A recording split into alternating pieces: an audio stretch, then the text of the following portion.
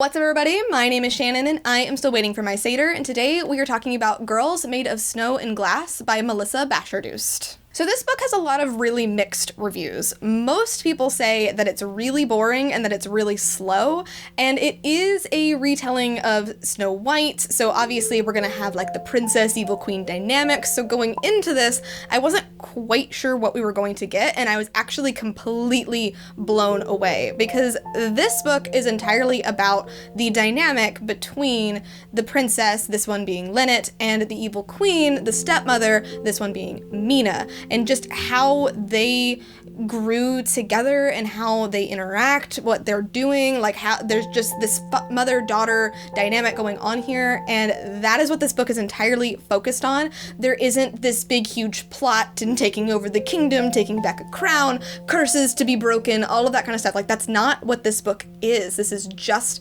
about Lynette and Mina and how they are learning how to love and be loved and learning who it is that they are when you take all of these facades away. Lynette's mother died right when she was born. Lynette never ever knew her, but her father loved her so much. She was a very beloved queen, and she's been told basically every single day of her life that she looks just like her mother, that she reminds everybody of her mother, and that she's oh so delicate. She's her father's little bird. She's basically a bird in a gilded cage, and she never really feels like anybody sees Lynette. They just see her mother, and it's very hard for her because she's never known this woman, and yet she's always been in her shadow. She can't tell her father any of this because her father loves her mother so much, and it would break his heart, but she just feels like nobody ever sees her and nobody really knows her, except for her stepmother Mina. And what I really love is that right off the bat, this book is told from Lynette and Mina's perspective, and we also get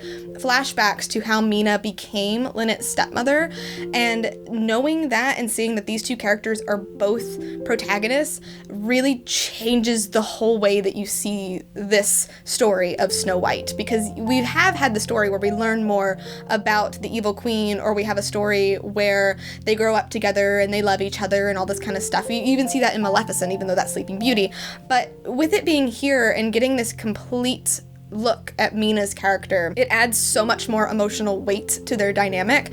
And Mina is somebody who, when she was very young, her mother ran away, and her father told her that was because she hated Mina, because Mina has a glass heart, and that means that it doesn't beat, and he told her that means that she cannot love and can never be loved. So obviously, great, thanks Dad, that's a great way to grow up. But Mina has always been growing up in this, like, I'm never good enough for anybody, nobody can ever love me, can I even love anybody if my heart is made of glass? So there's a lot riding on her shoulders, and when she goes to this winter kingdom, she is very much like, I want power, I do want to be the queen. She starts to kind of fall in love with the king, and right off the bat she is told that he's never ever going to love her because he is so in love still with his dead wife. She will always be living in her shadow.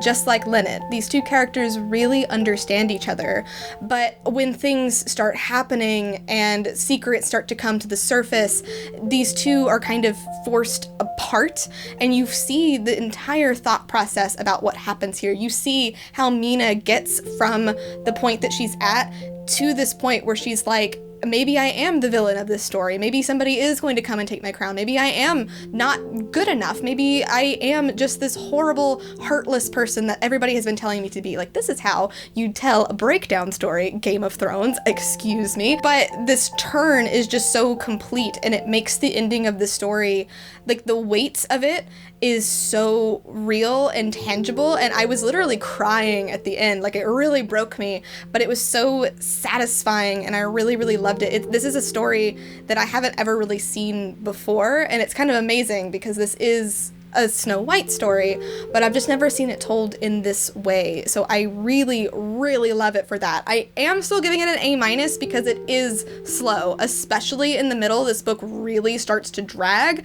but it couldn't be told in another way because then that emotional weight just wouldn't be there. Very much like Tess of the Road that I read at the beginning of the year, the way that was very much in her mind and about her and how she was thinking about things, and that pacing was really slow.